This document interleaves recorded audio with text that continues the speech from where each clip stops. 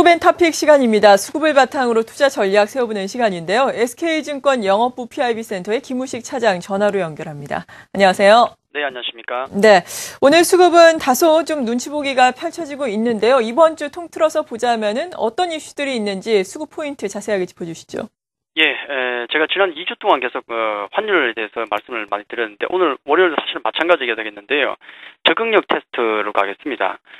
오늘 시장 수급을 통해서 볼 때 조금은 다른 국면을 보여주기도 하는데 아시다시피 지금 오늘 아침에 도쿄 시장이 지금 급등하고 있죠. 급등세 유지하고 있고 엔화는 다시 약세로 가고 있습니다. 94엔 근처까지 다시 치솟고 있는데, 자, 그럼에도 불구하고 어떤 수급에 있어서 외국과 기관 같은 경우는 크게 흔들림은 없습니다. 자, 이게 중요할 수도 있겠는데, 우리가 지난주 글로벌 회의에서도 나왔지만은 엔화 약세를 이제 뭐 다들 인정하는 분위기입니다. 그래, 그렇다 이렇게 보는 거죠. 차라리 인정해버리니까 마음이 좀 홀가분해지는 것도 있습니다만은 당장 아침에 일본 증시 급등 또 엔화 약세로도 흘러 94인 근처까지 흘러가는 것 보니까 답답합니다. 이제 중요한 것은 시장이 얼마나 엔화 약세에 대해서 적응해 갈 것인가 하는 점이 중요할 것 같은데, 관련해서 글로벌 주요 경제 일정 중에서 중요한 게 있죠. 제가 이번 주에 또 경제 일정을 좀 살펴보도록 하겠는데요. 자, 경제 지표를 놓고 본다 그러면 미국 같은 경우는 주택 관련 지표가 많습니다.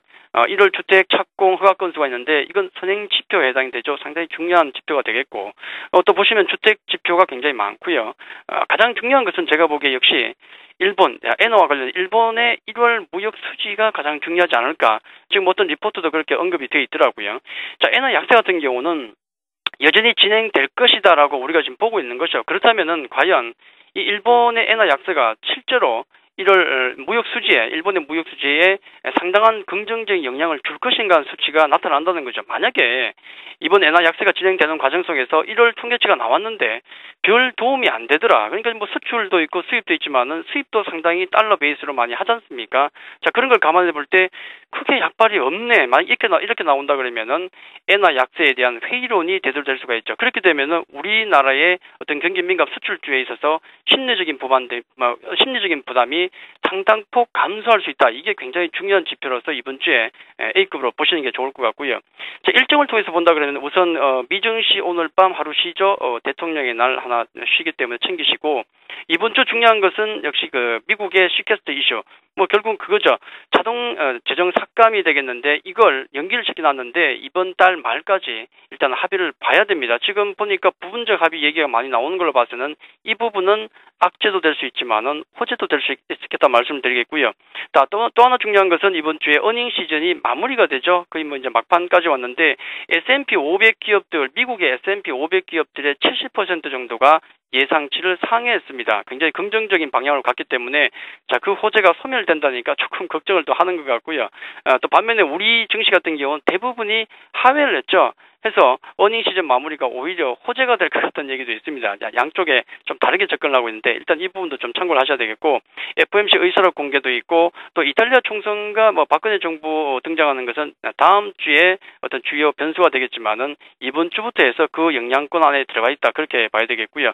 자, 결론적으로 볼 때 엔화 약세 같은 경우는 지속이 되고 있습니다. 이제 중요한 것은 시장이 어떤 적응을 해당하는 단계인데 그 적응 과정을 지켜보시는 게 좋을 것 같고, 그 지표가 되는 것은 외국인이 오케이 해야 됩니다. 외국인이 현선물 모두 대규모 순매수를 보여준다 그러면은 끝난 거예요. 하지만 그때까지는 지수 플레이보다는 역시 지난주와 마찬가지로 코스닥과 더불어서 개별 종목 쪽에 대한 관심을 지속하는 게 좋지 않을까, 그렇게 말씀을 드리겠습니다. 그리고 오늘 외국인이 어떤 종목들 순매수하고 순매도하는지 업종별로 좀 알아봐야 할 텐데, 외국인이든 기관이든 눈치 보기를 하고 있습니다.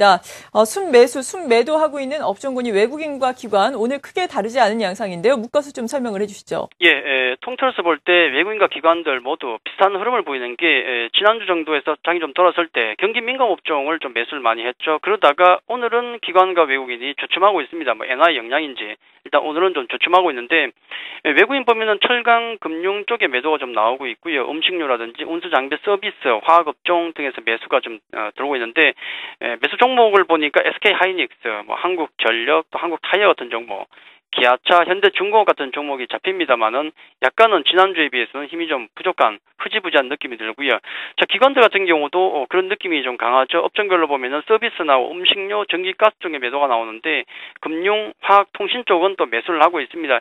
약간 좀 애매한 포지션을 보이고 있고요. 매수 종목을 보니까 기관들 기업은행, 삼성물산 좀 이슈가 있었죠. 삼성물산, KT, LG U+, 또 삼성중공업 같은 매수 종목이 잡혔는데 지난주에 매기보다는 조금 둔화된 어떤 그런 모습을 보여주고 있다. 그렇게 말씀드리겠습니다. 그렇다면은 이번 주 그리고 오늘은 수급에 어떤 점에 포인트를 맞추면서 어떤 전략이 유효하겠습니까?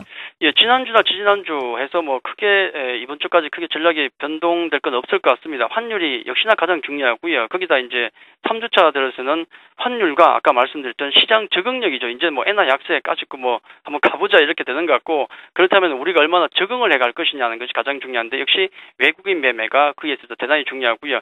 그들이 오케이 할 때까지는 일단 대형주는 어쩔 수 없이 박스권 단기 매매를 갈 수밖에 없습니다. 이건 똑같고요. 반면에 중소형 개별주 같은 경우는 중기적으로 계속 관심을 가지는 게 좋을 것 같습니다. 어차피 어떤 하단이 깨지지 않는다는 안심하고 있는 상황이라 그러면은 그런 리스크가 좀 높은 중소형주 쪽에 수급에 좀 더 몰릴 가능성이 있지 않을까 해서 지난주와 마찬가지로 중소형주 쪽에 조금 더 중점을 두시는 게 좋지 않을까 그렇게 말씀드리겠습니다. 네, 중소형주에 대한 관심이 더 필요하다라고 말씀해 주셨네요. SK증권 영업부 PIB센터의 김우식 차장이었습니다. 고맙습니다. 감사합니다.